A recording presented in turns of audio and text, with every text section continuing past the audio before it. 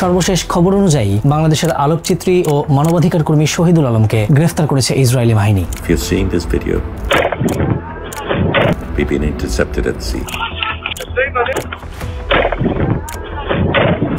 And I've been kidnapped by the occupation forces of Israel. Shahidul Alam বাংলাদেশের প্রতিনিধি হয়ে freedom flotilla কোয়ালিশনের সবচেয়ে বড় জাহাজ কনসেন্সে গাজার উদ্দেশ্যে যাচ্ছিলেন। জাহাজ যখন গাজা থেকে ঠিক 120 নটিক্যাল মাইল দূরে রেড জোনে পৌঁছায় তখন কনসেন্স সহ মোট 8টি জাহাজকে আন্তর্জাতিক জলসীমায় রীতিমতো আক্রমণ করে সবাইকে তুলে নিয়ে যায় ইসরায়েলি বাহিনী। শহীদুল আলমকে অপহরণের পরপরই ওনার একটা প্রি রেকর্ডেড ভিডিও সোশ্যাল মিডিয়ায় ছড়িয়ে পড়ে। সেখান থেকেই ওনার অপহরণের ব্যাপারটা নিশ্চিত হয় সবাই। বিভিন্ন সূত্র বলছে কনসেন্স জাহাজ আটকের আগে সামরিক হেলিকপ্টার দিয়েও আক্রমণ চালানো হয়েছিল। অপহরিত ব্যক্তিদের নিয়ে কাজ করা the legal centre for Arab minority rights in Israel জানায় অপহরিতদের ইসরায়েলের একটি বন্দরে নিয়ে যাওয়া হচ্ছে। আর কোনো তথ্য না পাওয়ায় ধারণা করা হচ্ছে সম্ভবত সেখানেই আছেন শহীদুল আলম। শহীদুল আলমের কনসেন্স জাহাজ যখন গ্রিসের কাছাকাছি ছিল ততক্ষণে সুমুদ ফ্লোটিলার প্রথম বহরের জাহাজ আটক করে ফেলেছিল IDF, যেখানে ছিল সুইডিশ জনপ্রিয় পরিবেশ আন্দোলন কর্মী গ্রেটা থুনবার্গ।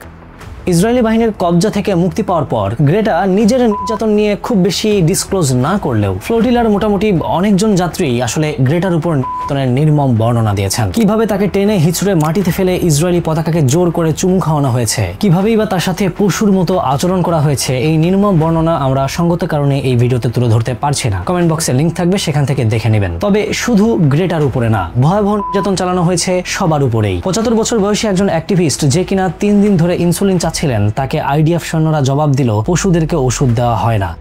চিন্তা করে দেখেন, একজন মানবাধিকার কর্মীকে পশুর ট্যাগ দেওয়া হয়েছে, এমনকি কিছু কিছু সূত্র মতে পানি পর্যন্ত খেতে দেওয়া হয়নি 3 দিন ধরে। অথচ পশুটা আসলে কোন পক্ষ সেটা কিন্তু সবাই ইতোমধ্যে রিয়েলাইজ করেই ফেলেছে। পুরো বিশ্বের সামনে এখন স্পষ্টত ক্লিয়ার। জার্মানির নাৎসিরা যা করেছিল ইহুদিদের সাথে, ঠিক যেন সেই কাহিনীর রিমেক হচ্ছে। শুধু ক্ষমতার পরিবর্তন হয়ে নাৎসিদের জায়গায় দাঁড়িয়ে আছে ইসরায়েলি বাহিনী। ওই যে কথায় আছে না, পিপিলিকার পাখা গজায় মরিবার তরে, অবস্থাটা অনেকটা সেরকমই। আগে বেশ কয়েকবারই গাজায় ত্রাণ পাঠানোর জন্য জাহাজ গিয়েছে, কিন্তু এইবারের মতো আর কোনোবার হয়নি। জাহাজের প্রত্যেকটা মানুষই হয়তো জানতো এই ত্রাণ আসলে গাজা পর্যন্ত পৌঁছাবে না। তবে মূল উদ্দেশ্যটা ছিল যারা ওপেনলি সাইড চালাচ্ছে সারা বিশ্বের সামনে তাদের মুখোশটা খুলে দেওয়া, আর সেটা আসলে সফল হয়েও গেছে। একটা ইন্টারেস্টিং ব্যাপার দেখুন, এতদিন নিজেদের কুকর্ম লুকানোর চেষ্টা করে যাচ্ছিল ইসরায়েলিরা, এমন খুল্লা টর্চার আর হিংস্রতা দেখিয়ে পুরো বিশ্বের সামনে বলাই যায় আরেক দফা এক্সপোজ হলো তারা, যেটা স্ট্রংলি একটা মেসেজ দেয় যে পতনটা হয়তো খুব সামনেই। তবে হ্যাঁ, শহীদুল আলম সহ যে সমস্ত মানবাধিকার কর্মী জাহাজে করে